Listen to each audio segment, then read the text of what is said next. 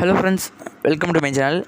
இந்த வீடியோவில் நம்ம எது பார்க்க போகிறோம்னா, லோகேஷ் கனகராஜ் லியோ படத்தோட வெற்றிக்கு அப்புறம் இப்போ தலைவர் கூட ஒரு படம் பண்ணிகிட்ருக்காரு. அந்த படம் என்ன அது அப்படின்னு எல்லாம் மக்கள் ரொம்ப ஆர்வமாக வெயிட் பண்ணியிருந்தாங்க.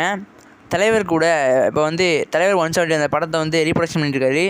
இப்போ கூட ரீசெண்டாக அந்த படத்துலலாம் ரொம்ப பிஸியாக இருந்தார்.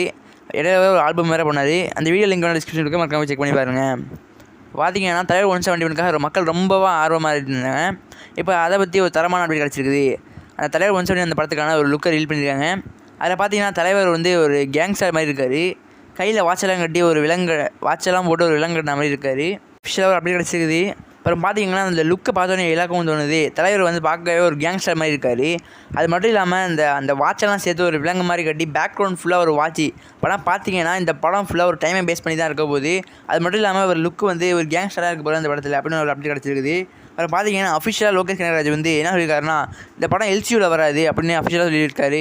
ட்ரூக்கு முன்னாடி ரிலீஸ் ஆகிருக்குது. இந்த படத்தோட டீசர் மற்றபடி எல்லா டீட்டெயில்ஸும் April 22 அந்த டீசர்லாம் ரிலீஸ் பண்ண போகிறாங்கன்னு அஃபிஷியலாக தெரிவிச்சிருக்காங்க.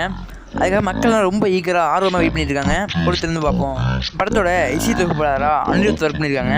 பார்த்தீங்கன்னா மியூசிக்லாம் வேறு லெவலில் தான் இருக்கும். அப்புறம் பார்த்தீங்கன்னா ஸ்டண்ட் கொரியோகிராஃபர் தலைவருக்காக ஸ்டண்ட் கொரியோகிராஃபர் தனியாக அன்பறிவுன்னு ஒருத்தவங்க ஒர்க் பண்ணியிருக்காங்க.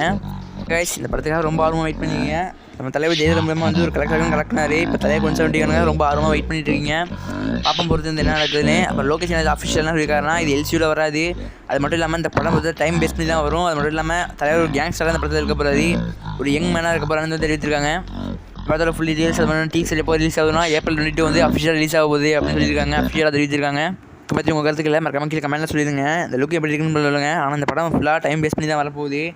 அது பார்த்தீங்கன்னா ஃபுல்லாக கேங்ஸ்டராக யங் மேனாக தான் இருக்கார் நம்ம தலைவர்.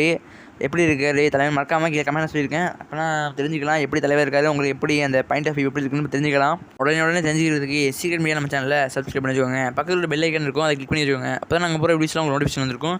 உடனே நீங்கள் எல்லா டீஸும் தெரிஞ்சுக்கலாம்.